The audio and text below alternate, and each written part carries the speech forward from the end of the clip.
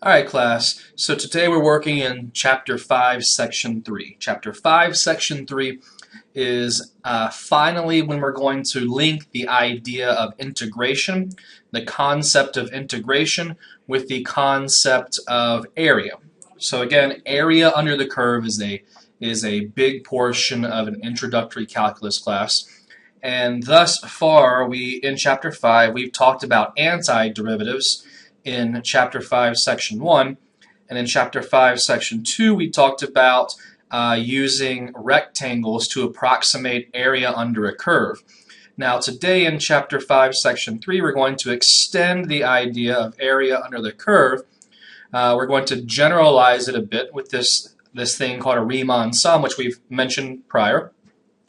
And then we're going to link this to the integral.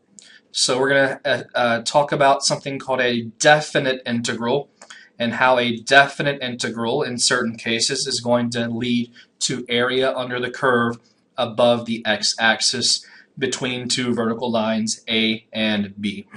So let's see here. Let's first look at the definition of a Riemann sum. Now, a Riemann sum is a generalization of the sums, the upper sum and the lower sum that we exercised in the previous lectures. So recall, and if you haven't looked at the previous lectures, we used essentially a certain number of rectangles to approximate area above the x-axis but under a curve. Now, depending on if the function was increasing or decreasing, using the left or right hand endpoints of the rectangles led to either an upper or lower sum. However, regardless of whether it was an upper or lower sum, if we took the limit as the number of rectangles increased toward infinity, the upper sum equaled the lower sum, which equaled the actual area under the curve. Now, a Riemann sum generalizes that idea. So don't get lost in the notation here. What this is saying is that we have a function that's defined on a closed interval a to b, and delta is just some partition.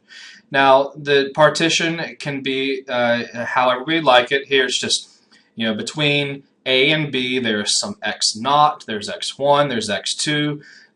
There's some partition. Now, here's the key change from the previous video. The previous lecture, we let delta x be the same. That is, the width of each rectangle was the same. And that worked out just fine. But there are cases where you might want the width of each rectangle to not be the same. Okay? And that's what a Riemann sum allows us to do. The Riemann sum says, all right, let's do the exact same thing we were doing in the previous lecture, except let's allow the width of the rectangles to change. Okay, so we allow the widths of the rectangles to change. Other than that, the idea is exactly the same. We add up all of the height times the widths. But notice this specific little thing right here. The delta x's are indexed. What that means is that we have to make sure that we multiply the correct rectangle width times the correct rectangle height. So they get matched together because there's different heights and different rectangles. Now let me motivate this by an example. Over here, you notice I have a rough sketch of the square root of x. F of x equals the square root of x over the interval from 0 to 1. Okay, now let's consider a partition. Let's see here. Let's pick a new color. Let's consider what happens when we look at the area under the curve from 0 to 1.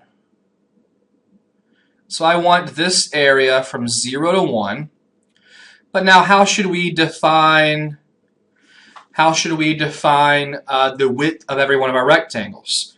And is that width going to be an upper or lower sum? Well, let's not really worry about that too much, but let's think about this novel idea that we can make the width of each rectangle different. So let's consider the case when the c sub i's are given by the right-hand endpoints and they're given by I squared over n squared. The x value we'll use to evaluate f at to get the height of each rectangle is given by c sub I, but what is the width of each corresponding rectangle going to be? Well, it's delta x sub I. So how do we get an expression for the width of the ith rectangle? Well, what about I squared over n squared minus I minus 1? I minus 1 squared over n squared. This is just the general. This is the general width between two consecutive rectangles, or between two consecutive endpoints, which will give us the width of one rectangle. So let's see here. That's I squared over n squared minus I squared minus 2I plus 1 over n squared, which gives us, okay, all over n squared. That is I squared minus I squared plus 2I minus 1. So that ends up giving us, let's see, delta x sub I. The I squares add to 0. Then we have 2I plus 1 over n squared.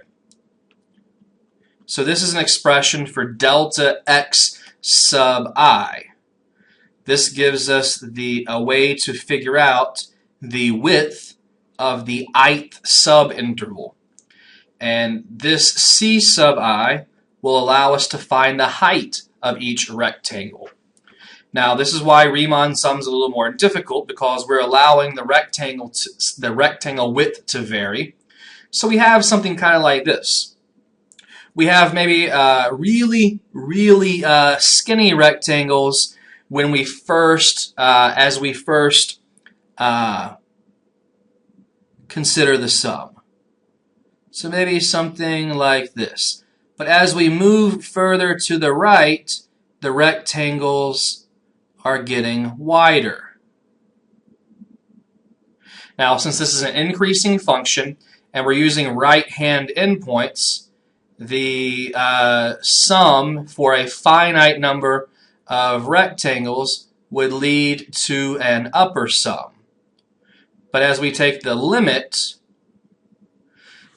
the approximation will actually turn into the actual area under the curve. So notice here, I start off with really skinny rectangles, and then they get wider as we move to the right. That's what would happen here for this delta x sub I. Now notice we have an indexed delta x, and we have, just as we have an indexed value for the c sub I. So c sub I is going to be a value, the right-hand endpoint of every one of these delta x sub i's. Now, other than that, the difficulty in setting this up, evaluating this limit, this sum is going to be exactly like we did in the prior video. We know that area, in this case, on 0 to 1, is going to be given by the limit as n goes to infinity, the sum from I equals 1 to n of the f of c sub i's times, in this case, the delta x sub i's. Now remember before, we did not have to index the delta x's because they were all the exact same width. But now we need to index the widths of our rectangles because they are changing according to the c sub i's. So let's see here. I equals 1 to n.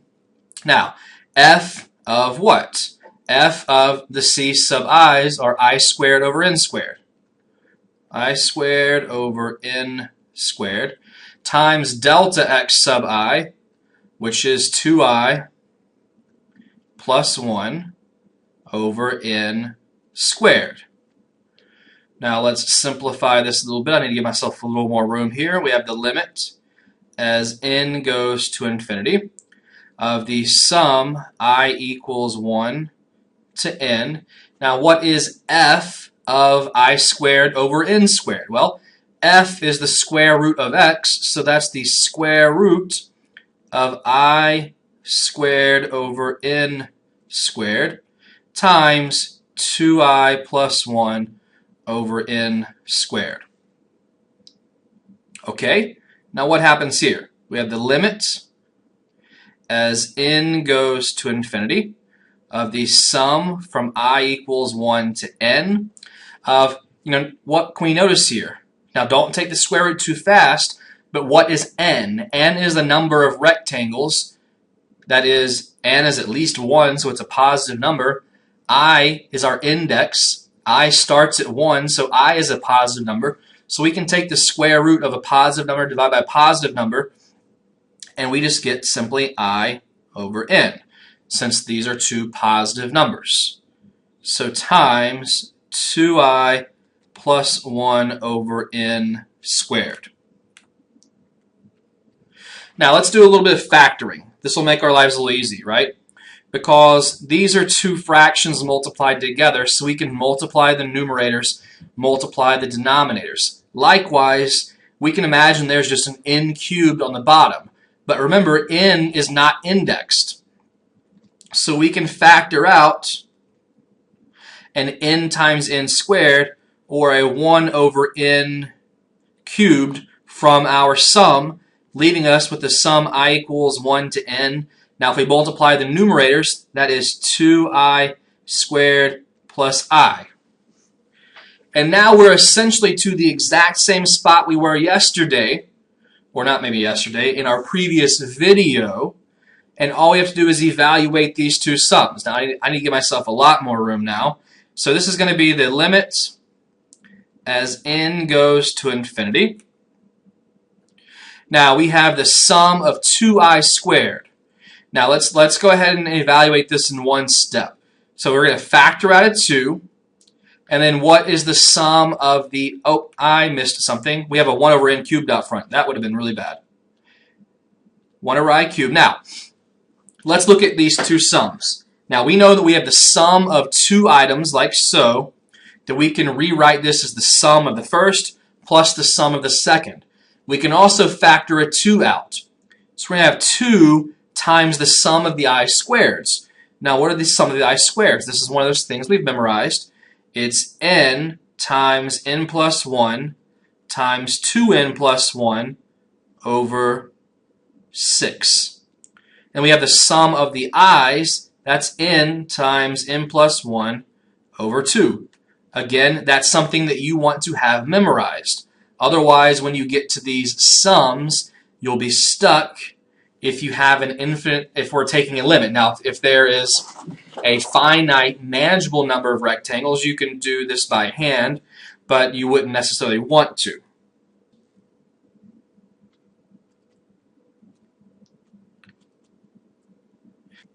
You get 4n cubed over 6n cubed. And then you get plus 3n squared over 6n cubed. And then you get minus n over 6n cubed. Now, what happens as we take this limit as n goes to infinity? As n goes to infinity, any of these terms where the denominator is of higher degree than the numerator, those go to 0. So here, n squared, n cubed, that goes to 0. N to the first power over n cubed, that goes to 0. And right here, we have the degree of the numerator equal to the degree of the denominator. So the limit as n goes to infinity is simply the ratio of the leading coefficients for 6, which of course is 2/3. So there is our Riemann sum. Now, Riemann sums are kind of difficult because you have to think about how to take into account the changing widths of the rectangle.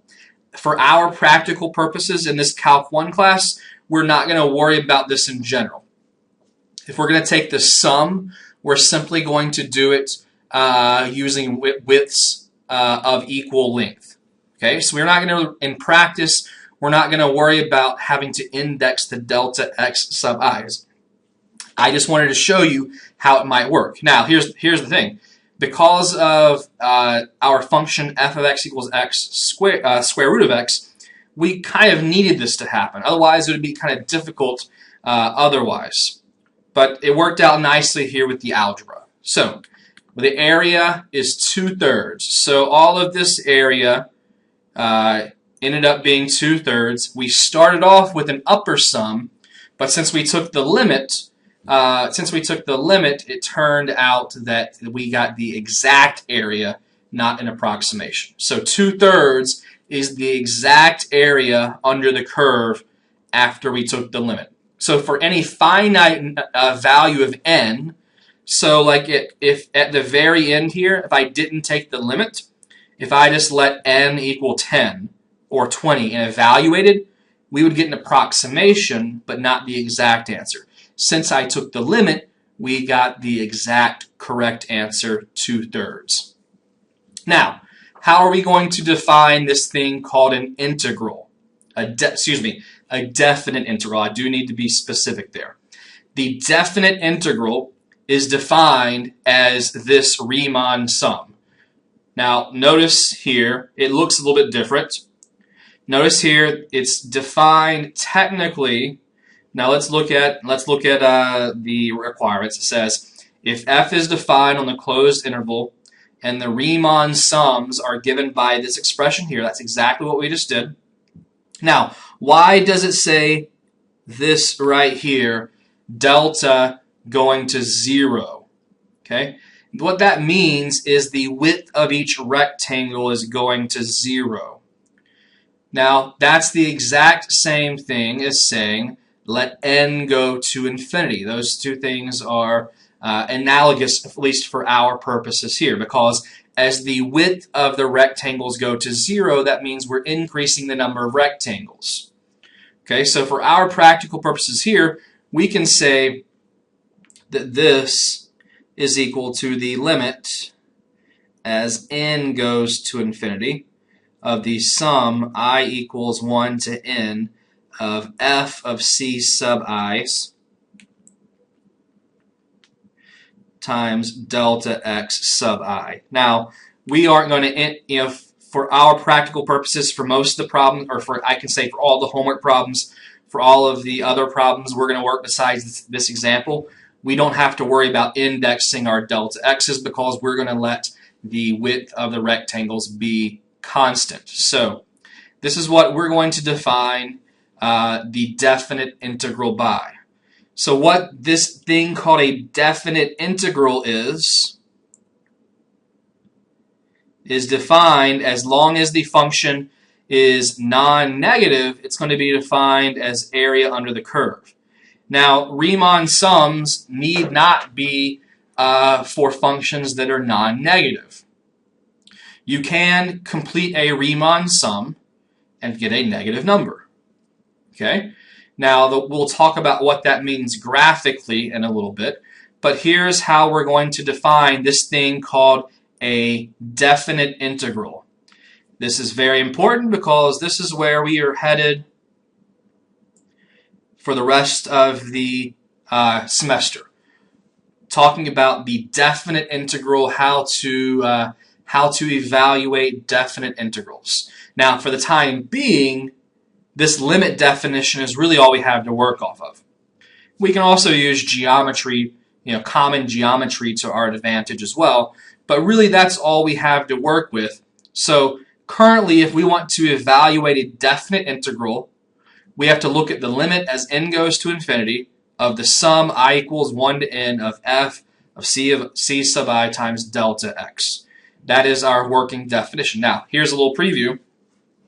In the next lecture, we're actually going to have the situation where we have a easier way to go about evaluating a definite integral. But for the time being, all we have is the limit definition and basic geometry. Okay, so let's see here. We'll do another example in a few minutes, but let's talk about a few properties. If a function f is continuous on the closed interval, then it is integrable. Okay, that is that you can find the definite integral. All that we have to worry about is continuity. Okay, so if a function is continuous, now it's continuous over AB. It doesn't matter if it's continuous everywhere, but it has to be continuous over the interval from A to B where you were trying to integrate. So as long as the function is continuous over the over the interval in question, then the function is integrable. Let's think about this. Let's think about 1 over x. That's a nice example. Let's look at f of x equals 1 over x. Well, clearly, we all remember this is what the graph looks like. Asymptotic behavior at x equals 0, asymptotic behavior at y equals 0. Okay, so it's not continuous where? It's not continuous at x equals 0. Okay, so it's not continuous, and I'll just put a little asymptote there. It's not continuous because of that asymptote, but as long as we're not trying to integrate over that discontinuity, we're fine. So what we can do is we could say integrate from A to B, and no problem. So we could try to find this area under the curve, no big deal at all. This function's not continuous in general, it's not continuous at 0, but it's continuous over this A to B because this A to B does not include 0. For instance, if we said, maybe from 1 to 2. From 1 to 2 would be fine. But we can't integrate from, say, -1 to 2 because that would include the discontinuity 0, and that's a violation of our continuity principle. Your function has to be continuous over the interval in question. Now, what about definite integral as area? If f is continuous and non-negative, this is what we saw in our previous lecture. If you have a non-negative function, when you take the sum that we're now calling a Riemann sum, that sum ended up being area under the curve above the x-axis. So now we're defining the definite integral as a Riemann sum, and so the definite integral from A to B can be thought of as area under the curve above the x-axis between the vertical lines x equals A and x equals B, as long as the function is non-negative. So we have a vertical line here at x equals A. A is always our left-hand endpoint. We have a vertical line here at x equals B. B is always our right-hand endpoint. And we can find the area under the curve. Now, when we say under the curve, we're always talking about between the curve and the x-axis. So we're looking for this little bit of area right here. Okay? So as long as our function's non-negative, just as we saw in the previous lecture, we will find area under the curve. But if the function is not non-negative, that is, let's say the function dips below the x-axis, the definite integral will not represent area under the curve. For instance, let's look at a function. Let's see here. Let's just real quick. Let's look at say sine x. So something like this. Let's say you want to look at the definite integral from pi over 2 to pi. Well, that's going to give you the area of this little shaded portion. But if you say look at the definite integral from pi over 2 to say 3 pi over 2, well, the definite integral is not going to be area. So if we go from pi over 2 to 3 pi over 2, sine x dx is not going to equal area. We'll see in a little bit that's because if you have any portion under the x-axis, it's going to count in a negative fashion. So it's actually going to turn out that this integral is equal to 0 because we have an equal amount of positive, of area above the x-axis as below the x-axis. The portion below the x-axis counts in a negative fashion against the positive of the portion above the x-axis. They're equal, except opposites of each other. So when you add them, you get 0. So since this function is not non-negative over the interval from pi over 2 to 3 pi over 2, then the answer cannot be interpreted as area. As long as the function is non-negative, the definite integral from a to b can be interpreted as area. Okay, let's look at another specific example of what happens when the function is not non-negative.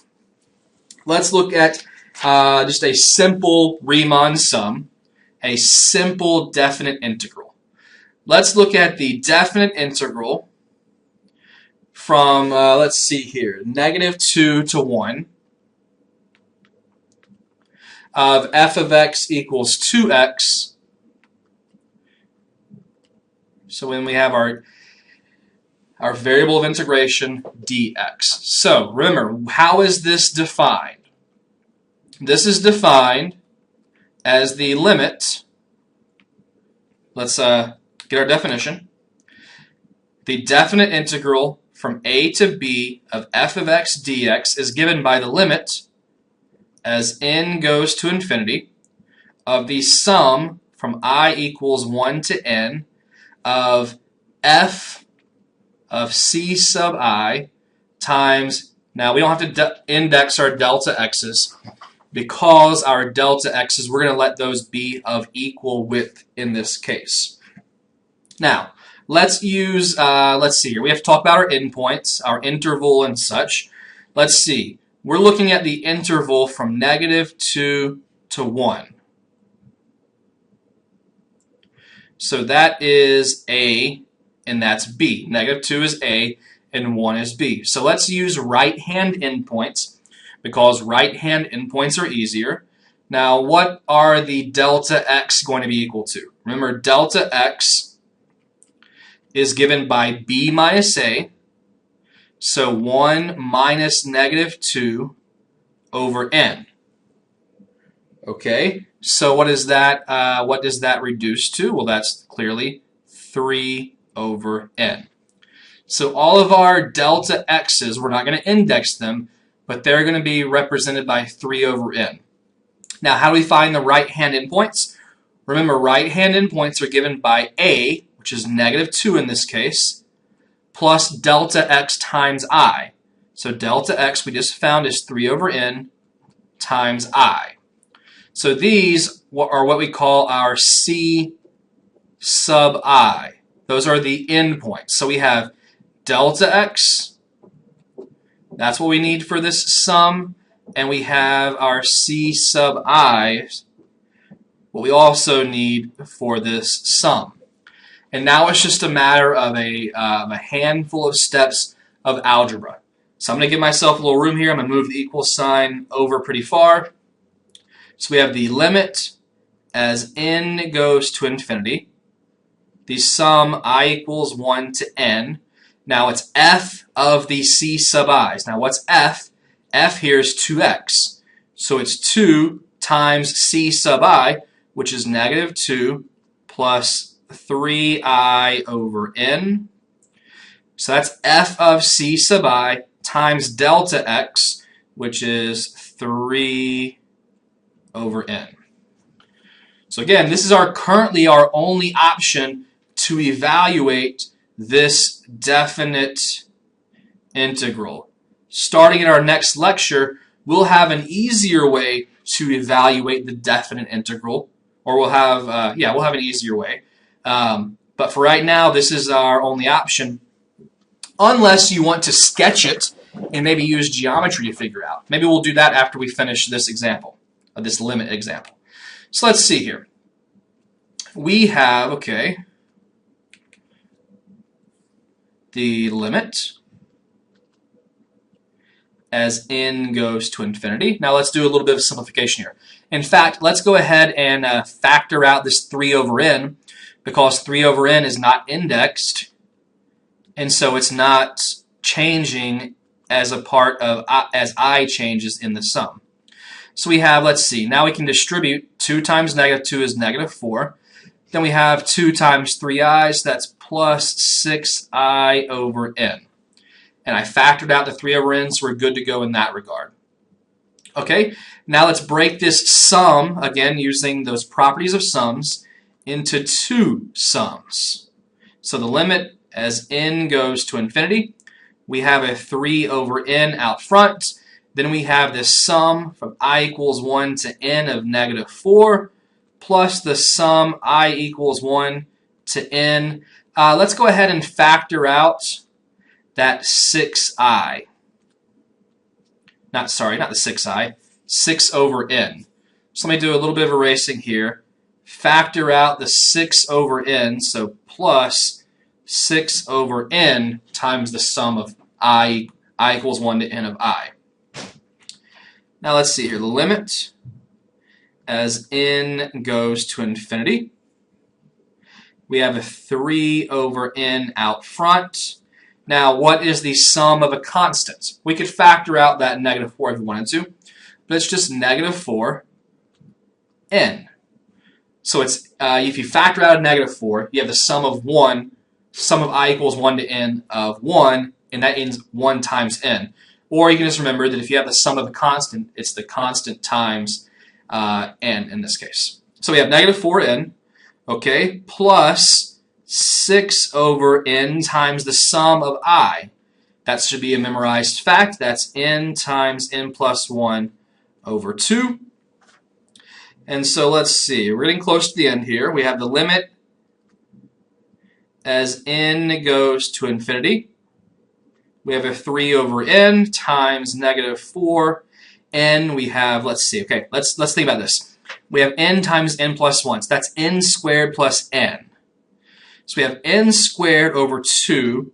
So that gives us 6n squared over 2n plus, let's see, that's 6n over, let's see there, that would be 2n. So n squared over 2 times 6 over n gives us 6n squared over 2n, and then n over 2 gives us 6n over 2n. Okay, I think we're good there. Equals, getting closer, limit as n goes to infinity. Let's see, we have negative 12 over n plus, I'm just distributing at this point, 12 over n, and then I have, let's see, plus 18n squared over 2n squared plus 18n over, let's see, 2n squared. Now let's think about what's going on here. Let's see. Oh, you know what? I missed off an n there. Sorry. 12n, negative 12n over n. Sorry about that. So wherever the denominator is of degree higher than the numerator, those go to 0. So that goes to 0. But notice here we have the same degree of n on the top and bottom, so those limits simplify to simply the ratio of the leading coefficients. So as n goes to infinity, this is negative 12. Okay, negative 12, let's see, plus 18 over 2, which is 9, equals negative 3. So notice this definite integral did not have an answer that's positive. So the solution can't be interpreted as area. So not equal to area. And that's because our function is not non-negative. Think about our function over the interval from negative 2 to 1. Let's look at a graph. if we look at a graph, okay, let's think about it. 2x. What does that look like? That is a linear function with a slope of 2 and a y-intercept of 0. So it looks something like this. Oh, it's a little steeper than that. Something like this. Okay? Now, if we're simply concerned about the integral from -2 to 1, let's say -1, -2,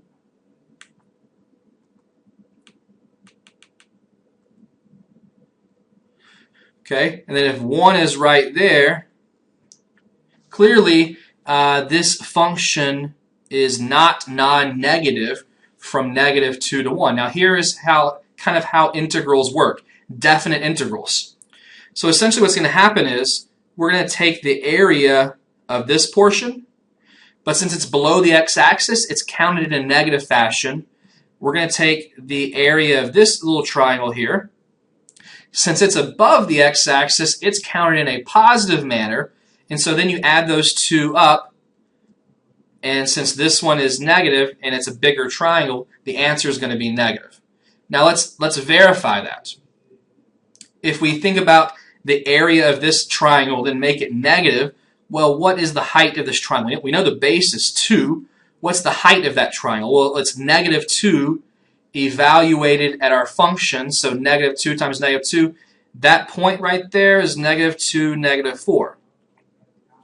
So what's the height of the triangle? It's 4. Okay, so what is 2 times 4? Well, that's 8 divided by 2. So the area of this one is 4. What's the area of this little triangle? Well, the width is certainly 1. What's the height of this little triangle? Well, it's f of 1. So 1 times 2, that point right here is 1, 2. So the height is 2, the base is 1. 1 times 2 is 2, divided by 1. So the area of this is 1. But the way definite integrals work is that any portion that is below the x-axis is counted negatively. So we would say the definite integral from -2 to 0 of f of x dx is -4.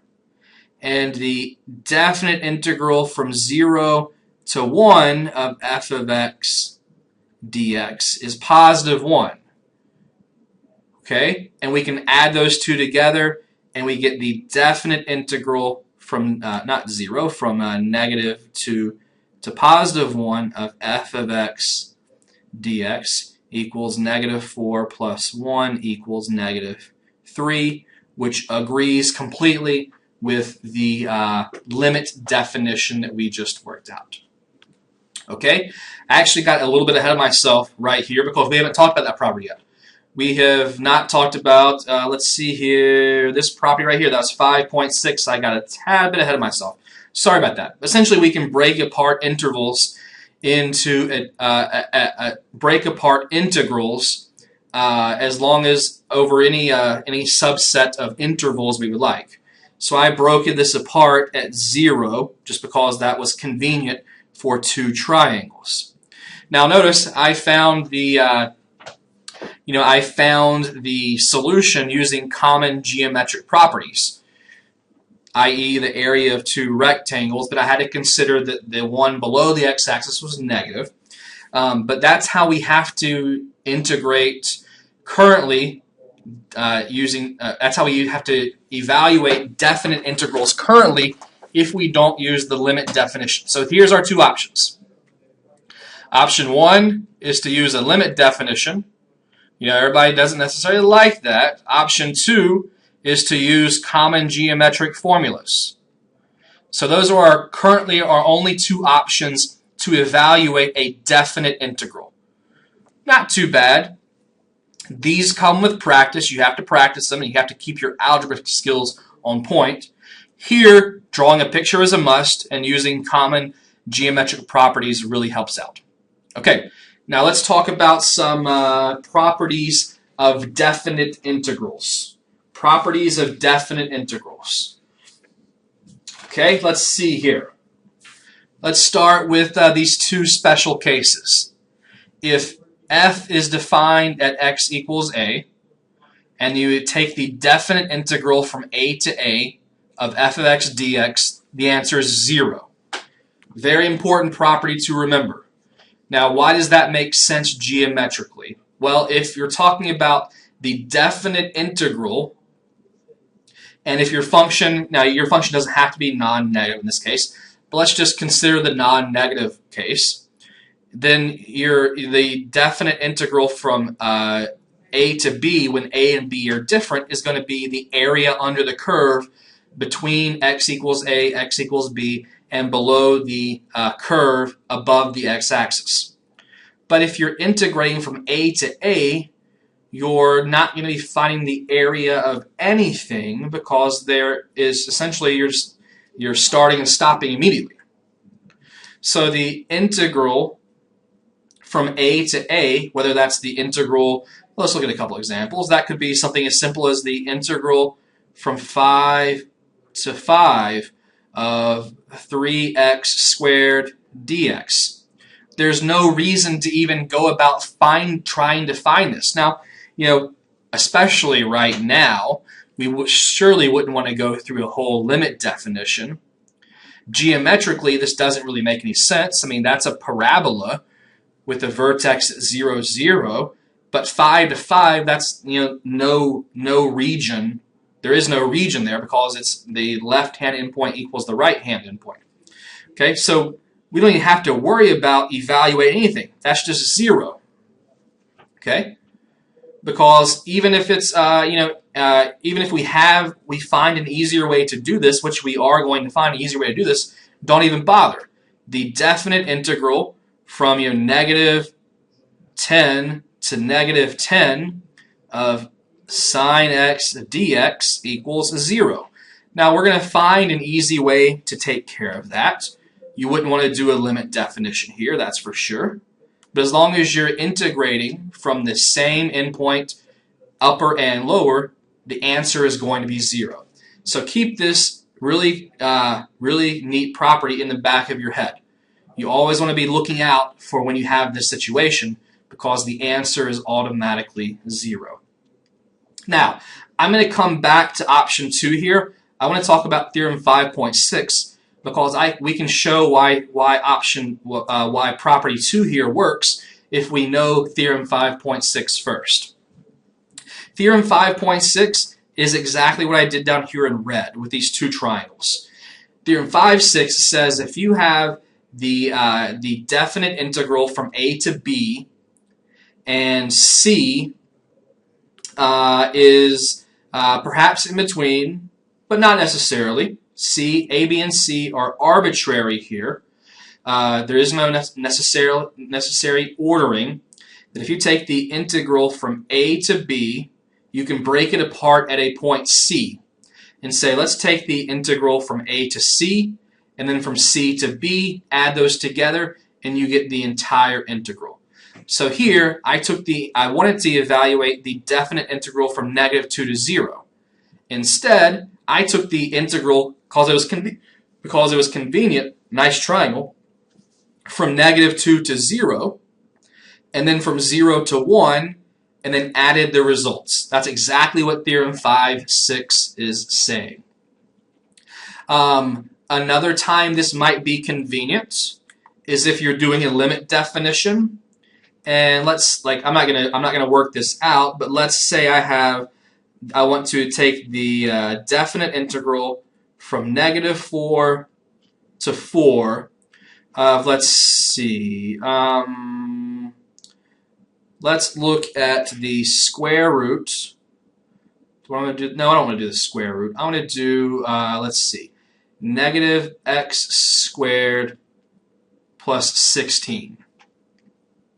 Okay, what does that look like? That looks like an upside down parabola with a vertex at positive 16, or excuse me, at 0, positive 16, and it has x-intercepts at -4 and 4. So what does that look like? Well, think about a graph. We have a graph. A quick sketch here. So it looks like this. Let's just say, for the sake of argument, there is y equals 16, and there, I'm going to distort this. There's -4, and there's +4. So this graph looks like so. Okay, what I can do to make the limit easier, and we'll maybe do an example later why this ends up being easier. Instead of looking at the definite integral from -4 to +4, what I can do is notice there's a little bit of symmetry here, and I could say, what about if I just take the definite integral from 0 to +4 and get that answer?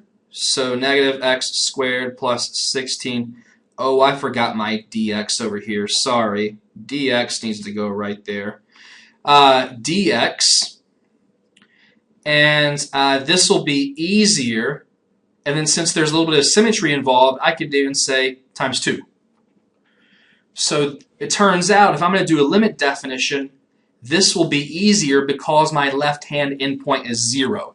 Anytime your left-hand endpoint of your interval is 0, it makes the limit definition a lot easier.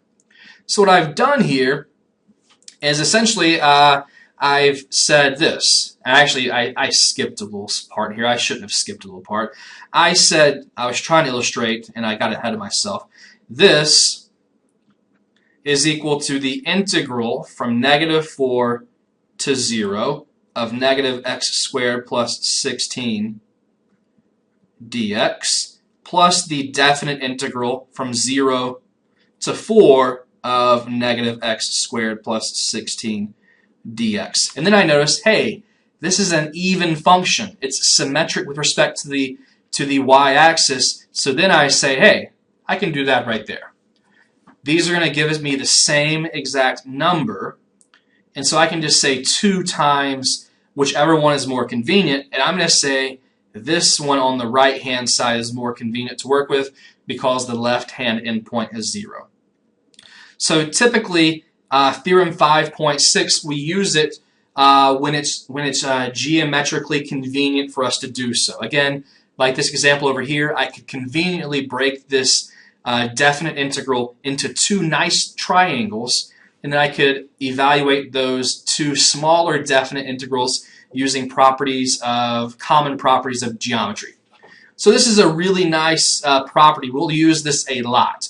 Especially we'll use this in the next section when we have to talk about how to work with absolute value integrams. Whenever you're trying to integrate over absolute value, when we're dealing with like total distance traveled and displacement and things like that, when we're trying to integrate a velocity function, trying to find the definite integral of a velocity function. Okay, so what about, I promised we'd go back to property 2 over here. Property 2 is kind of weird. Property 2 says if you have a function that's integrable, so it's continuous on a, b, and you look at the integral from b to a instead of a to b, that you get the same answer but opposite. I shouldn't say same answer. You get a similar answer. It's the same, superficially the same number with the negative sign. So we get a number here. If you want to find the integral from a to b, simply make it negative. Now let's look at, for instance, a quick example. If I was going to go back to, let's see here, the example I just worked out. So we have the integral from -2 to 1 of 2x dx. What this property number 2 says is the following. The definite integral from 1 to -2, I just reverse the endpoints, of 2x dx is equal to negative of the answer I achieved earlier. Negative negative 3, which is equal to positive 3. That's what this property says. It's equal to the opposite of the integral from negative 2 to 1 of 2x dx. I know what this is. It was negative 3. So negative 3 is positive 3. This will be useful in different instances. We need to put all these tools at our disposal, so when we see situations where they're useful, we can apply such situations. We can apply such properties. Now, why might this be true? Let me give you a short proof. I think this is one of those nice, sweet, and simple proofs.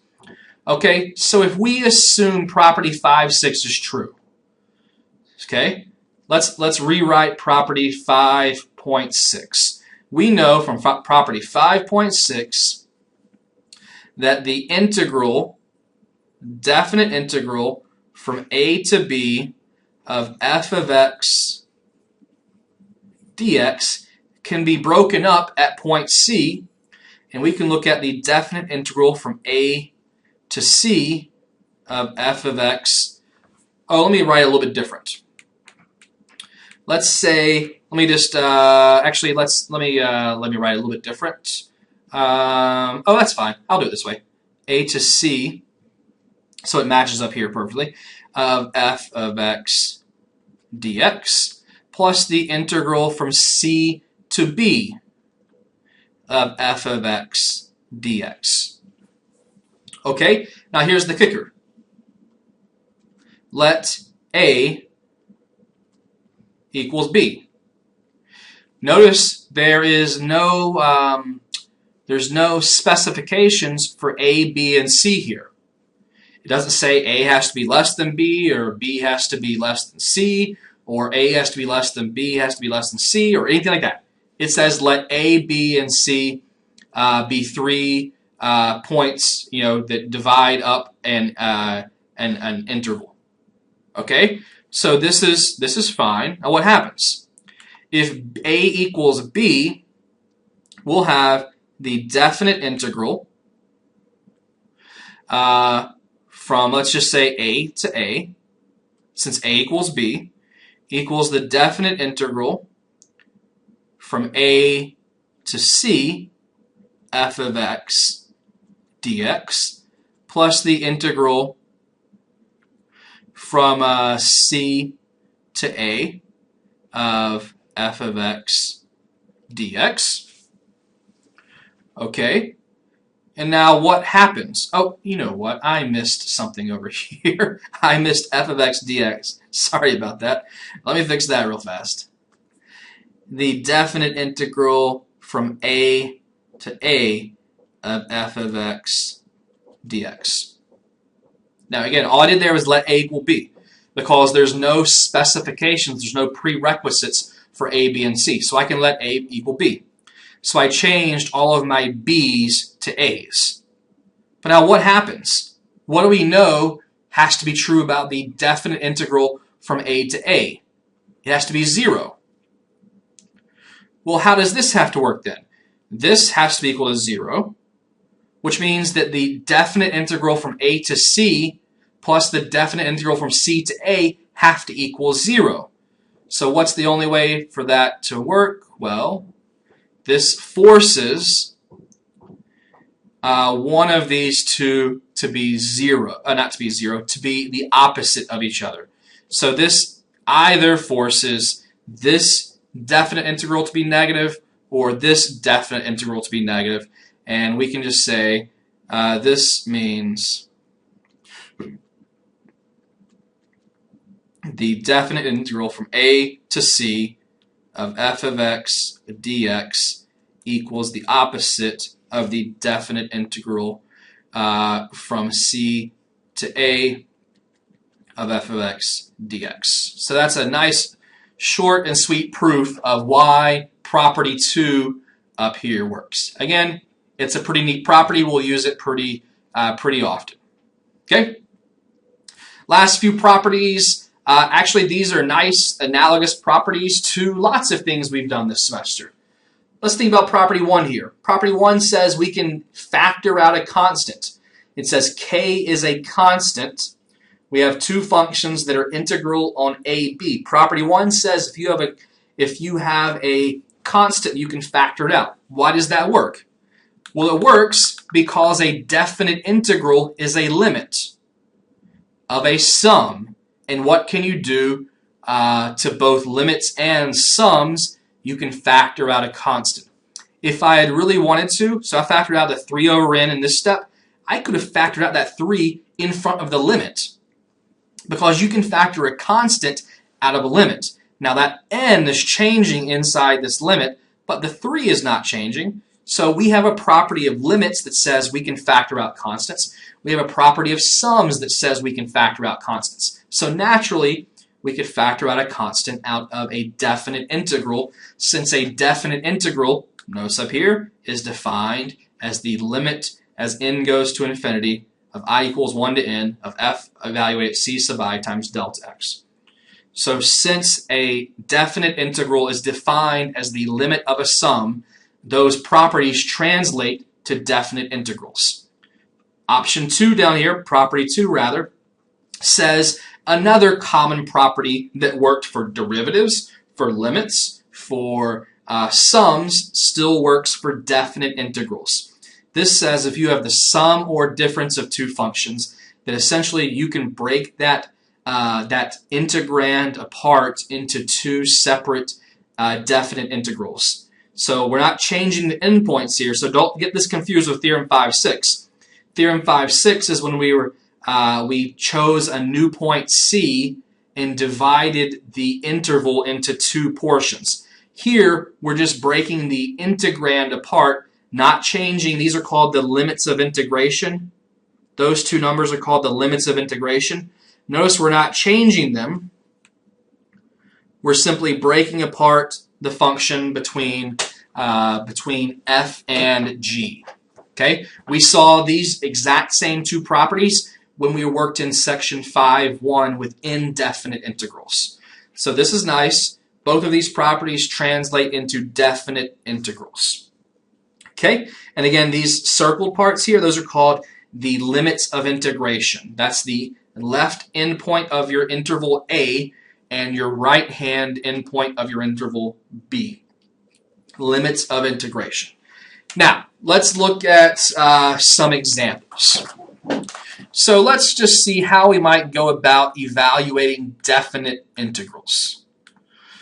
Now, like I've said thus far, the only options we have are either geometric formulas, or we have to do a limit. Now, we've done two limits today.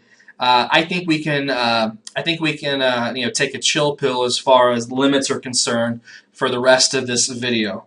They're tedious. The last lecture was full of them.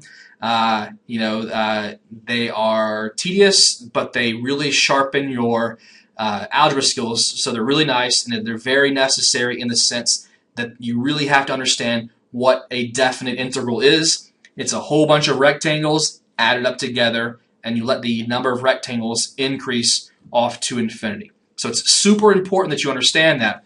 But I think for the time being, let's try to use some geometric formulas. For instance, let's look at the definite integral from -1 to 3 of 2 dx. Now, that might look weird to you, but let's think about what's happening there. What does the integrand look like? The integrand is 2. What does the graph of f of x equal 2 look like? Well, got it yet? It's a constant function. So if there's 1, there's 2. This is a constant function at 2. I think we did this example in the last lecture, or maybe a similar example. Okay? So what does this say? This says to find the definite integral from -1 to 3, we essentially draw a vertical line at at -1.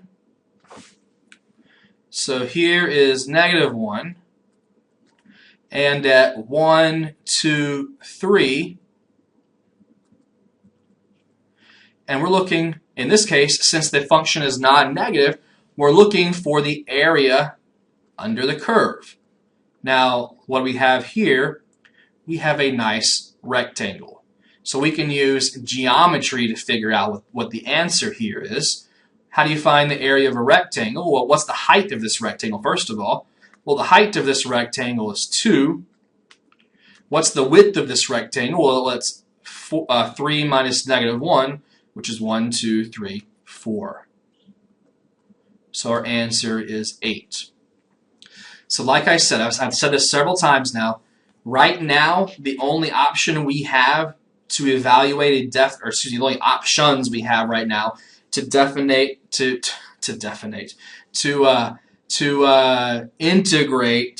definite integrals, to evaluate, I can't speak today, to evaluate definite integrals, the only two options we have are to use the limit definition or to draw a picture and think about what is the shape of the area we're trying to, of the integral we're trying to take care of. If we're trying to not integrate over a nice geometric area, then use geometric formulas. For instance, let's make it a little bit harder, but still not hard. Let's look at the definite integral from negative 3 to positive 3. The square root of 9 minus x squared dx. Now, that is not a trivial limit to take care of. You would not want to take care of this limit. You would not want to do a Riemann sum from negative 3 to positive 3 of this integrand here. But let's think about it. What does the graph of this look like? Now, we've seen this graph in similar, in other situations. This is a semicircle at, let's see, where it goes from negative 3 to positive 3. Okay, and let's see here, 1, 2, 3. So let's see, this is probably going to be a terrible picture, but let's see here, something like this. It's a semicircle. So this function is non-negative from negative 3 to positive 3, and so the definite integral is the area under the curve but above the x-axis.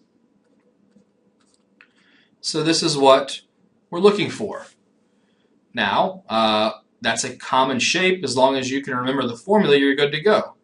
What is the, that's a circle, well, it's a semicircle. Semicircle, radius 3. So what's the area of a semicircle of radius 3? Well, the area of a circle is pi r squared, so it's 9 pi. But it's a semicircle, so over 2. It's half of a circle, so 9 pi over 2 is what we're looking for. Okay? Pi r squared, 3 squared times pi over 2. 9 pi over 2. So try to leverage geometric formulas to help you evaluate definite integrals. Okay? Otherwise, you'd be stuck with a very nasty limit definition. Now, again, I'm going to just give you a fair warning. As we come into the next lecture, let's see, Chapter 5, Section 4, we're going to figure out how to do this. Actually, maybe this is, I lied. This particular problem is going to take a little longer, not the next section, probably a couple sections beyond that. Okay, so it's going to be a little bit tougher, but we will eventually learn how to take care of this. Okay, but so for the time being, you certainly wouldn't want to do a limit definition, and we don't have another way. So draw a picture and see if there is a nice geometric formula that we can use to figure out a definite integral. Let's get a little exercise. With some of these properties. So I have a handful of problems written down. Let's just get exercise at using these properties that we just discussed. So things like breaking an integral apart into two smaller intervals, or maybe breaking an integrand apart into, since you have the sum of two integrands, or maybe something like that. So let's just think about these properties, and let's go about just a lot of practice at using these properties to evaluate definite integrals. So let's see what we have here. Again, I just have a hodgepodge here of examples to work through, each maybe using one property or maybe a couple properties. So let's see here. Let's look at the definite integral. We're going to start off easy, from pi to pi of sine x dx. So what do you think? Which property comes to mind? Well, think about the limits of integration. The limits of integration are the exact same number. So we don't even have to really worry about the integrand, except is the integrand continuous? If the integrand is continuous, then we're good to go at the point. It has to be essentially defined at the point. So is sine defined at pi? If so, which is the answer is yes, then the answer is 0. Because remember, if the limits of integration are the exact same number, the definite integral will be equal to 0. Let's see here. What is the definite integral from 3 to 0 of x plus 2 dx? I think we might need geometry for this one. But let's first notice what's funny looking about the limits of integration. The limits of integration, usually the smaller number goes on the bottom and the bigger number goes on the top. So let's take care of that first and rewrite this as 0 to 3 of x plus 2 dx. But what am I missing so far? I have to put a negative out front, because we have a property that says if you reverse the limits of integration, you actually get an opposite answer, a negative answer. Now, I should rephrase that. The answer is not necessarily negative, but we have to take the opposite of this definite integral. Okay? But now what's nice about this? X plus 2 is just a nice linear function. I think we could probably find a geometric interpretation for this. So let's see. Let's draw a nice little graph over here. What does x plus 2 look like? Well, x plus 2, that's just a linear function with a slope of 1 and a y-intercept of 2. So 1, 2, with a slope of 1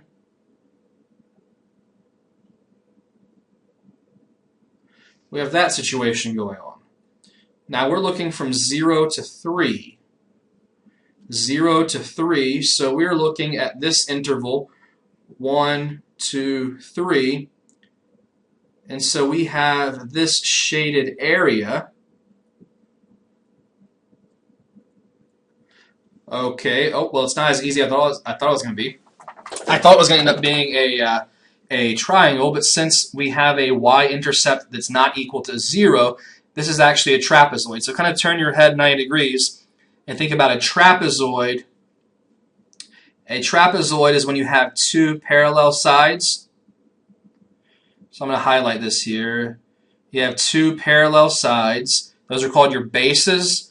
And then you have, something else. The other sides don't have to be parallel. In this case, they certainly, or they're not going to be parallel. So in this case, they are not. So here's the trapezoidal figure. Now, the way to find the area of a trapezoid, there's a couple different ways. Either you can decompose it into a rectangular shape in a triangle, or you can remember the area of a trapezoid formula. Area equals 1/2 height base 1 plus base 2. Either way will work. Now, we have to figure out if we're going to do this, the height is the distance between your two parallel lines. So that's easy, right? Because that is just, okay, let's see here. Area equals 1/2. What is the distance between our two parallel lines? Well, there's a parallel line at 0 and at x equals 3. So that height is just 3. Now, base 1 and base 2, base 1 is easy. Well, we'll call it base 1, is the shorter one. Where does that y-intercept occur? At 2. Now, base 2 is the only thing we have to put any thought into, but think about it. That point is f of 3. So what's f of 3? Or excuse me, the y value is f of 3. So it's 3, comma, f of 3 is that point right there, which will be the length of base 2. And let's see here, f of 3, here's f, x plus 2, so it's 5. So base 2 is 5. So what's the area? Well, 1/2, let's say that's 7 times 3 is 21. So we have 21 over 2. So if this portion, the definite integral from 0 to 3, is 21 over 2, then our answer here is negative 21 over 2, because we had this negative sign out front. So we have to leverage, in this case, now you didn't have to use a trapezoid. We could have decomposed this into a rectangular figure and a triangle. Now, what would be the dimensions of a rectangle? Let's think about this. It would be, okay, this rectangle is 3 on the base times 2. So 3 times 2 is 6. What's the base of this triangle? Is 3. Now, what's the height of that triangle? It's, let's see, it's there's 2, and so the whole height is 3. So that's 3 times 3, which is 9. 9 over 2 is the area of that triangle. So 9 over 2 plus 6, 9 over 2 is 4.5. 4.5 plus 6 is 10.5. 10.5 is 21 over 2. So yeah, same answer. So that might have been easier if you don't remember the formula for trapezoid. Okay, so 10.5 is the answer either way. But we have to remember, because the limits of integration are kind of backwards here, we have to take into account a negative sign whenever we integrate out of order, essentially.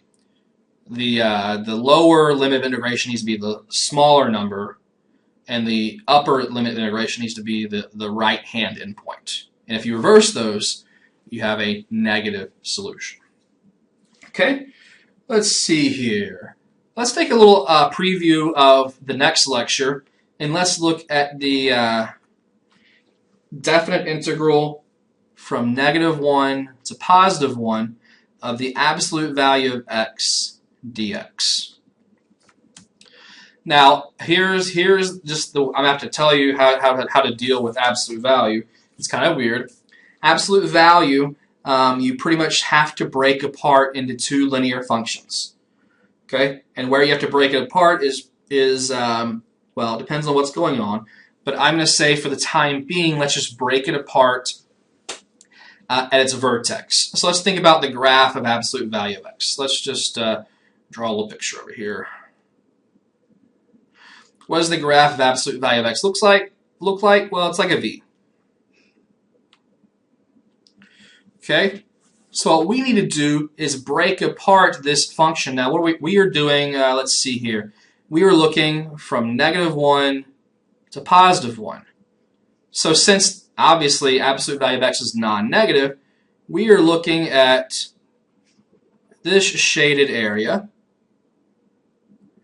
and this shaded area. Since our function is non-negative, the interpretation is going to be area under the curve. Okay? So, since this is absolute value, we can think about what these 2 shapes are. But let's go ahead and break apart the integrand. Not integrand. We can let's break apart the interval. We can say this is the interval from -1 to 0 of absolute value of x, plus 0 to 1 of, oh, I missed, dx, plus the integral from 0 to 1 of absolute value of x dx. Now, what's the area of this little triangle? Well, what's the height? Well, think about the points right there and right there, what's the absolute value of 1? So that point is 1, 1.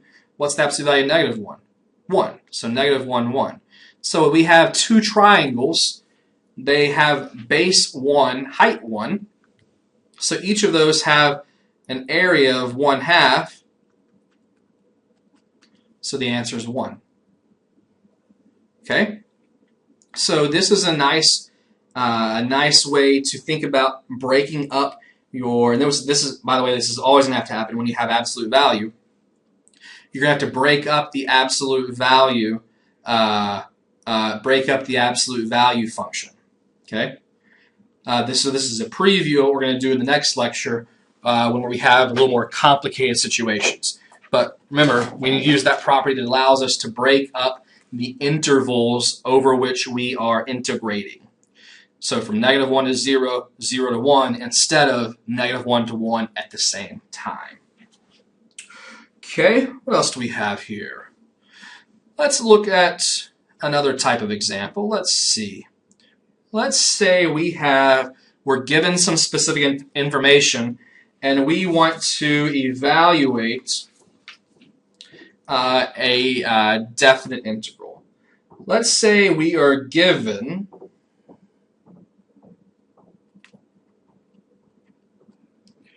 a few different things here. Let's say we're given the antiderivative from 1 to 3 of x squared dx equals 26/3.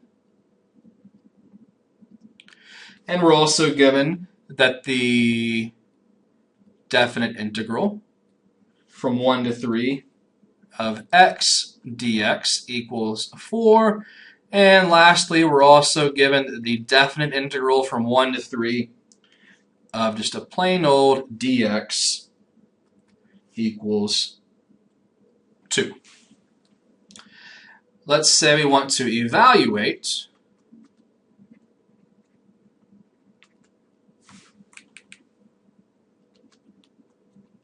the definite integral from 1 to 3 of negative x squared plus 4x minus 3 dx. So let's think about how we could use those properties to do this integral, to evaluate this integral. So right now, again, we could certainly figure this out using the limit definition, but we don't need to because of this information we were given. So how can we use this information? Well, let's think about it. We could say that this is equal to, so let's give ourselves a little extra room here. This is equal to, okay, that we could break this apart first of all. Let's use the property that says we can break this apart and say this is the integral from 1 to 3 of negative x squared plus the integral from 1 to 3 of 4x plus the integral, oh, I left off all my dx's. Sorry about that, guys. Plus the integral from 1 to 3 of 4x dx plus the integral from 1 to 3 of negative 3 dx. Okay? And now let's use the property that says we can factor out constants. Well, you might not see a constant here, but there's a -1 right there. So let's put a negative out front. 1 to 3 of x squared dx. I'm trying to get these separate integrals to match the given information. So 1 to 3. Oh, I forgot to factor a 4 out. 4 times the integral from 1 to 3 of x dx. That should also look familiar. And then factor out a -3, so I'll have -3 times the integral from 1 to 3 of just a plain old dx. And now I can make all of the proper substitutions. I have a negative sign out front of my first integral, so negative 26/3. Then I have plus 4. What's the integral of x? It's 4. So times 4. Then I have minus 3 times the integral from 1 to 3 of dx, which is 2. Okay? And so I have negative 23 over 6 plus 4 times 4 is 16 minus 3 times 2 is 6. And so it looks like we get 37 over 6.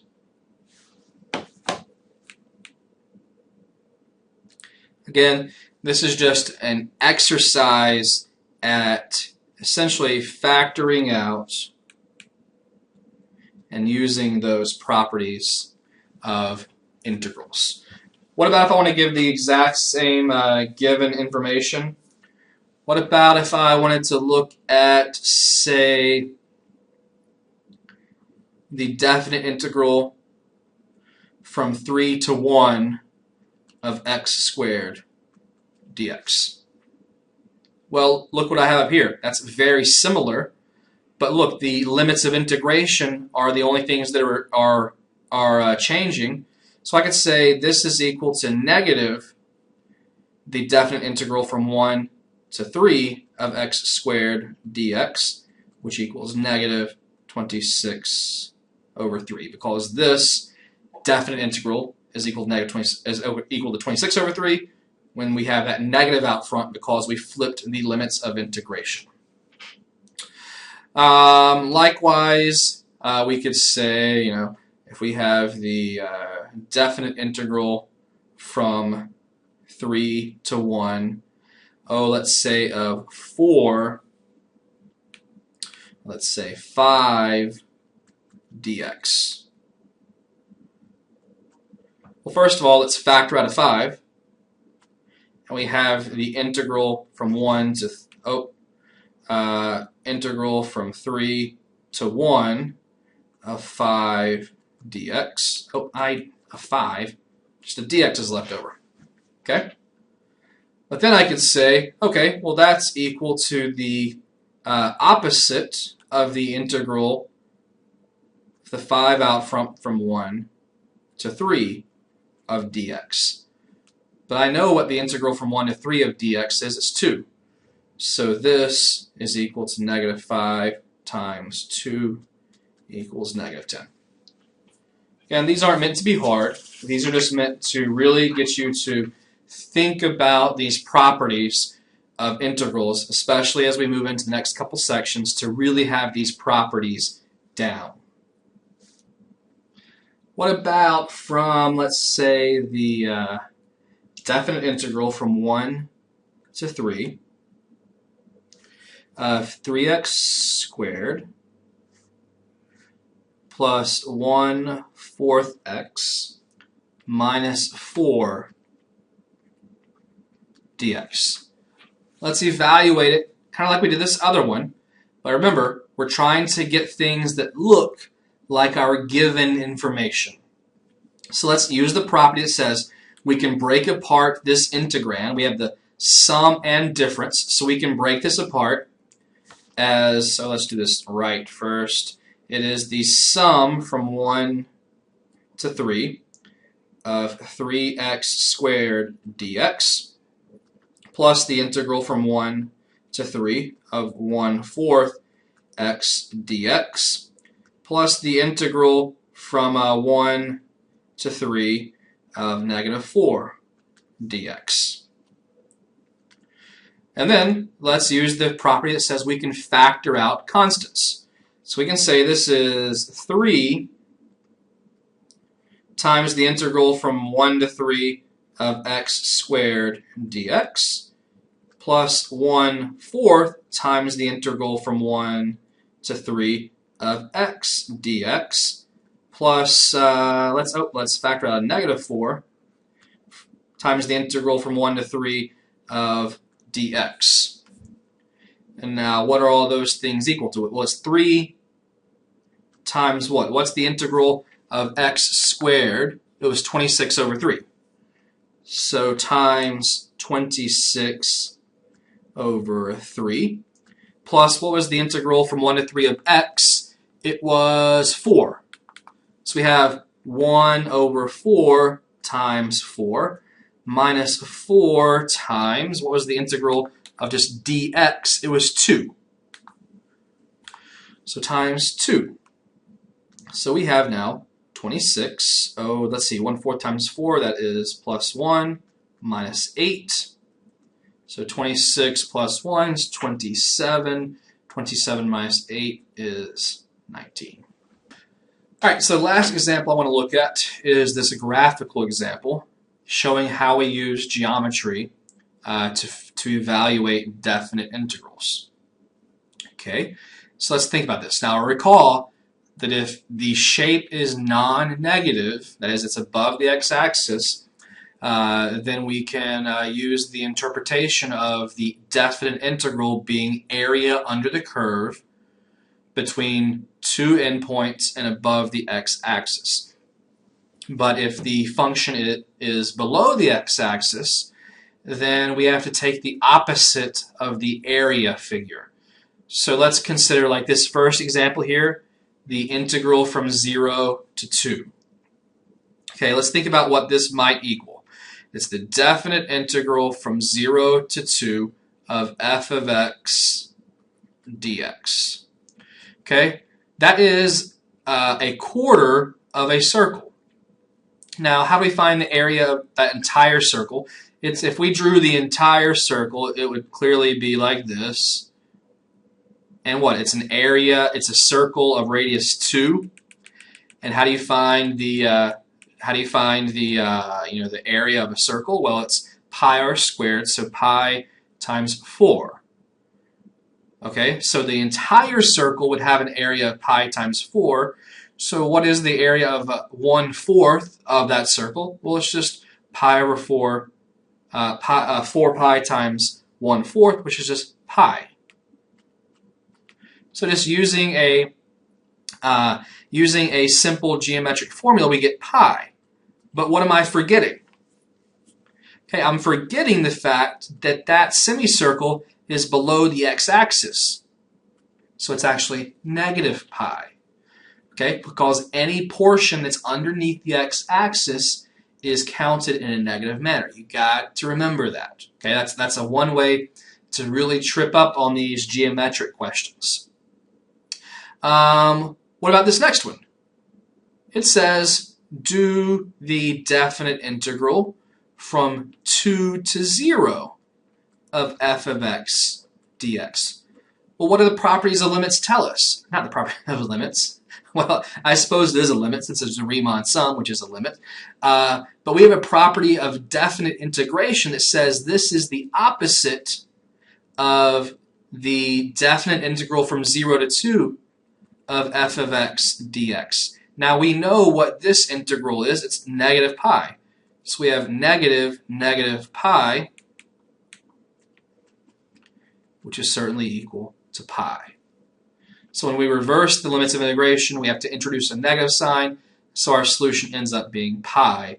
Again, just always be on the lookout for any time where the lower limit of integration is bigger than the upper limit of integration. Now let's look at the, let's see here, top right-hand corner. So we have the definite integral from 0 to 6 of f of x dx. Well, we can break this apart using the property of definite integration. It says we can integrate from a to b, then b to c. So we could say this is the definite integral from 0 to 2 of f of x dx, plus the definite integral from, let's see, that's 2 to 6 of f of x dx. Now we already know what the first one is. The definite integral from 0 to 2 of f of x dx is equal to negative pi. Now what about the second interval from 2 to 6? Well, that's just a nice triangle. Now let's see, what's the base of that triangle? It's 6 minus 2, so 4. 1, 2, 3, 4. The base is 4. What's the height? Well, it says here that that point has a y value of 2. So the height is 2. The base is 4. 1, 2, 3, 4. So 4 times 2, base times height is 8. that 1/2 base times height is 4. Okay, so notice we have negative pi plus 4, so that the net, the definite integral, we call it the net area, from 0 to 6 is negative pi plus 4, so pi is about 3, so it's 4 minus about 3, so that's about positive 1, because the area of this triangle is a little bit bigger than the area of this quarter circle that we're talking about from 0 to 6. So we're talking about net area here. The area above the x-axis counts in a positive manner. The area below the x-axis counts in a negative manner. When you add those two, this is a good example I like to show how anything below the x-axis gets counted in a negative manner. Okay, so it's negative pi plus 4. What about 2 to 6? We've already done that one. We already found that the integral from 2 to 6 was just this triangle, which was 4 times 2, 8 over 2, which was 4. So we don't need to reinvent the wheel there.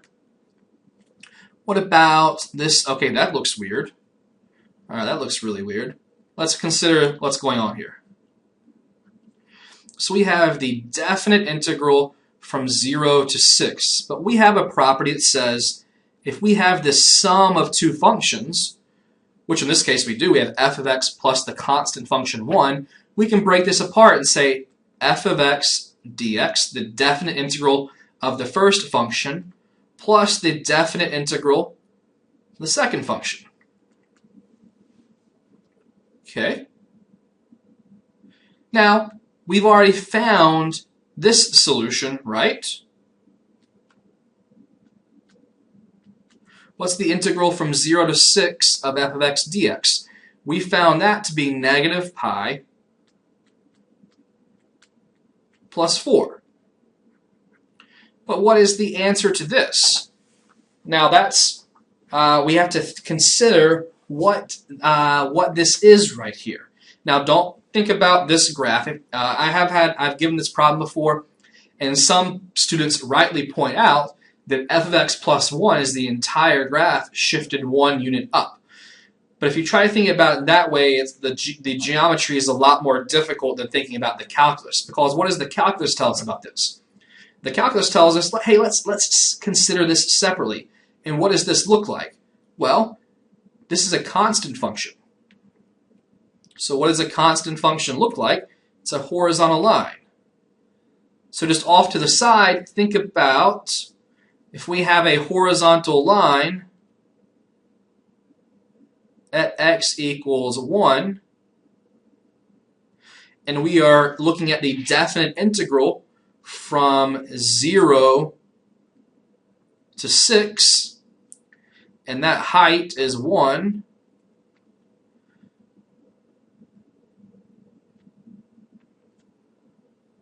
we are trying to find the area of this rectangle. So whenever you have the definite integral of a constant function, just think to yourself, that is a very common geometric shape. It's a rectangle. I can find the area of a rectangle really easily. So what's the base of this rectangle? It's 6. What's the height? It's 1. So 6 times 1, 6. So this leads to plus 6.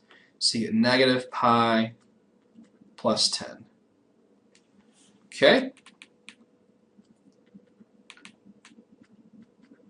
So whenever you have a plus, a constant, yes, geometrically, we're shifting this entire picture up, but it's easier to break it apart using the properties of definite integration.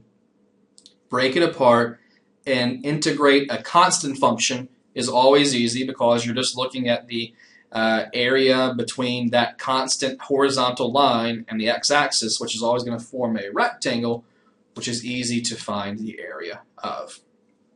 Let's look at before I do this bottom right-hand corner, let me change it up just a little bit. What if we looked at the definite integral from 0 to 6 of f of x minus 1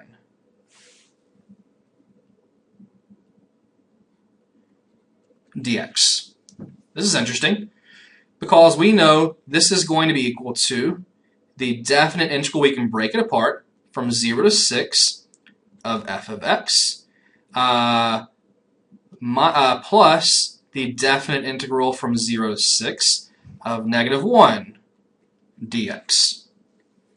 Oh, I forgot a dx right there. Let me squeeze in a dx.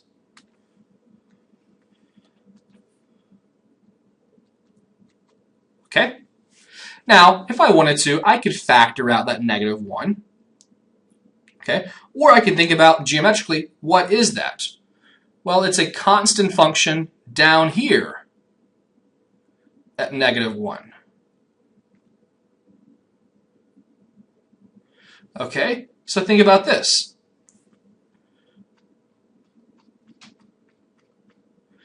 Here, we're looking at the area of this. Now, not really area because the function's not non-negative. But again, if this is y equals negative 1, what's the area of this shape going to be? And then we can take the opposite of it since it's below the x-axis. So the area of this shape is, let's see, well, it's 1 times 6, so it's 6, but we have to make it negative. So this is going to be the definite integral, which we already know from this 0 to 6 is negative pi plus 4. But the definite integral from 0 to 6 of negative 1 is this gold shaded portion. It can't be interpreted as area because it's below the x-axis. Its true area is 6, but the definite integral is evaluated as negative 6. So we have, let's see, negative pi minus 2.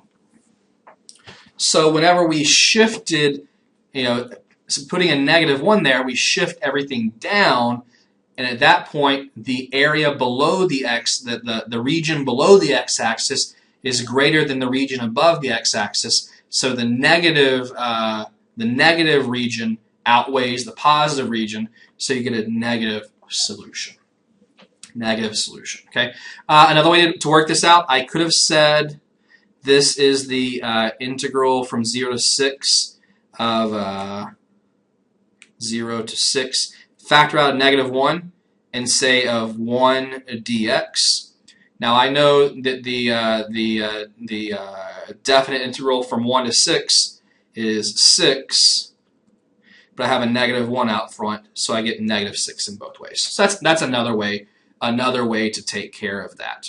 But I like looking at the geometric interpretation because I want to really stress that if your function's not non-negative, then the interpretation's not area. It's like the opposite of area if you're entirely a negative function. But if your function is a mixture of positive and negative, like right here from 0 to 6, it's a mixture of positive and negative, and so this is called net area. You take the area above the x-axis, that counts positive. Take the area below the x-axis, that's negative, and then you add the two, and so it's net area.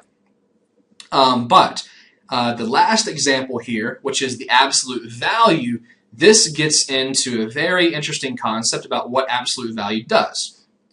So we have to think about, going back to your algebra class, what does the absolute value of a function do to its graph? And let's consider this. We have the definite integral from 0 to 6 of the absolute value of f of x dx. So what does this do? Well, graphically, let's explore this. Graphically, remember, or just algebraically, the absolute value of x takes things that are negative and makes them positive. Okay, so whereas if we plug in a 1 to our function, and originally it gave us a negative value, well, now it's going to give us a positive value. So for instance, f of 0 is negative 2, but the absolute value of negative 2 is positive 2.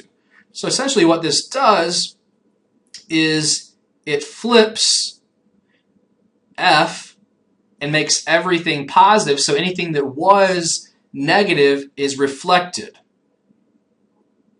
above to the x-axis, it's reflected about the x-axis, and so this is what happens.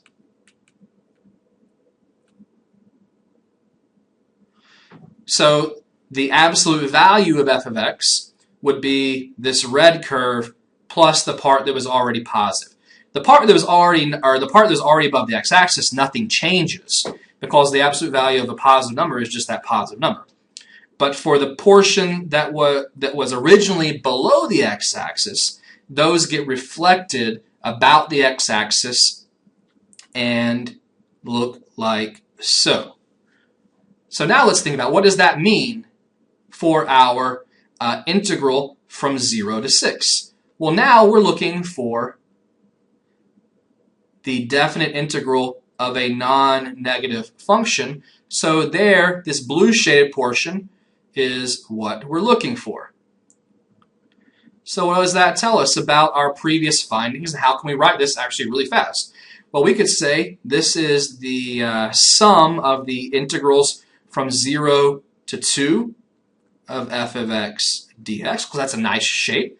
That's a quarter circle, plus the definite integral from 2 to 6 of f of x dx. Now, what do we know about this shape? Well, it's that quarter circle. We found the area of it to be pi. Originally, we had to make it negative pi for the integral from 0 to 2 of f of x dx. But since we're looking at the absolute value, I should say, oh yeah, we're good. Okay, never mind. So I removed my absolute value signs because I flipped the function across the x-axis for anything that was originally negative. And now I know that has a area of just pi now. And this was already non-negative, so its area doesn't change. It was already, the interpretation already was area. And it's, let's see, from 4 to 2 we found, where did it go? No, so 2 to 6, sorry.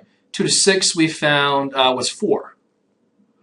So now it's pi plus 4. So the only thing that changed here was that negative pi originally, because it was below the x-axis, the absolute value reflects it above the x-axis. So now the definite integral is, the function's non-negative, so the definite integral yields area, so it yields a positive number, pi plus 4. So keep a lookout for the absolute value functions. We'll see those periodically. They tend to confuse students, but really with absolute value, if you think about pictorially what's going on, graphically what's going on, it really helps. Remember that if you have a function that was originally negative, the absolute value is going to reflect it across the x-axis and make it positive. So just like a great example here, the absolute value takes everything that was below, flips it, and now it's above the x-axis. So for the absolute value of f of x, we forget about, I can erase here. Oh, no, erase turns it black. Sorry, I can't erase. I thought I could. Oh, I can do this. I can draw with a, I can do this. I can draw with white, I believe. Yeah. So there we are. So if I erase, there is the graph of the absolute value of f of x. Nothing is below the x-axis because, of course, absolute value takes everything that was negative and makes it positive. Okay? Things that were 0 stay 0. Anything that was negative turns positive. Anything that was positive stays positive. So I like this example a lot. Expect something like this on your test. Expect stuff like this on your homework because this really makes you think about, what are the properties of definite integrals. We could combine this. Just one last quick example. We could combine this like with what we did in the previous example and say, what about the definite integral let's just pick one that's easy. We already discovered from 0 to 2 of 4 times f of x dx. Well, we could use the properties of limits and say, hey, I can factor out a constant. This is the definite integral from 0 to 2 of f of x dx times 4. But now I can figure out what this is from the graph. In fact, I already have, except now I erased it. So let's go back to what it was. It was negative pi. So this is 4 times negative pi, otherwise known as negative 4 pi. So we can combine this exercise with the previous exercises. We can really stress these properties of limits. Like I said, this won't be the last time you see something that looks like this. So what have we done today? Let's just recap real fast. We have looked at the definition of a definite integral. So let's scroll back way to the start. The definition of a definite integral was given right there. The definite integral is a sum. Just to stress, the definite integral is the addition, the sum of a bunch of rectangles as we let the width of those rectangles get smaller and smaller. When we let the width of the rectangles get smaller and smaller, we increase the number of rectangles and we get the exact definite integral. Again, just to stress, if the function is non-negative, that is, the function is at least 0 or above the x-axis, then the definite integral can be interpreted as area under the curve, between the x-axis and below a curve. So above the x-axis, below the curve, between two endpoints A and B, two vertical lines, one at A, one at B. But if the function turns, goes below the x-axis, like this example right here, then the interpretation is net area, not just plain area, because anything below the x-axis counts in a negative fashion, as like here, the triangle below the x-axis has an area of 4, but since it's below the x-axis, it counts as negative 4. The triangle above the x-axis has an area of 1, which counts as 1. 1 minus 4, 1 plus negative 4, you get negative 3 for our solution. So since that function was not non-negative over the interval from negative 2 to 1, the interpretation was net area, not plain old area. We also talked extensively about these properties. Let's see, we have these two pretty unique properties. We proved why this one works. Very, very useful. Theorems 5.6, Theorem 5.7. Again, this 1, 2, 3, 4, 5 new properties. Very important going forward between now and Calc 2. Between now and the end of Calc 1, you really need to make sure you really have these properties down. So again, we did lots of examples. Make sure to practice these in your homework as well. And I think that about concludes what we needed to cover today. Okay, so we defined the definite integral. We finally linked this idea of area under the curve with integration. Now, in our next lecture, what we're going to do is find a third way to evaluate definite integrals. So we only have two ways right now. We have to use geometric formulas, like we did in the previous example, or we have to use the limit definition. Limit definition, I admit, I enjoy it sometimes, but it does get tedious. I enjoy it most of the time, but sometimes it gets really tedious. And when you lose a negative sign or make a little stupid arithmetic error, it's kind of frustrating. Make sure to practice the limit definition. But starting in the next lecture, we're going to talk about how to use something called the fundamental theorem of calculus to have a third avenue to evaluate a definite integral. So we won't have to use geometry. We won't have to use a limit. We'll have a new way, a third way, that's pretty convenient. So I think you'll really enjoy it, especially after doing a bunch of limit definition definite integrals. All right, so if you have any questions, always feel free to email or post on Blackboard, preferably post on Blackboard so we can discuss any confusion on Blackboard and for the benefit of the entire class. All right, talk to you soon. Have a nice afternoon.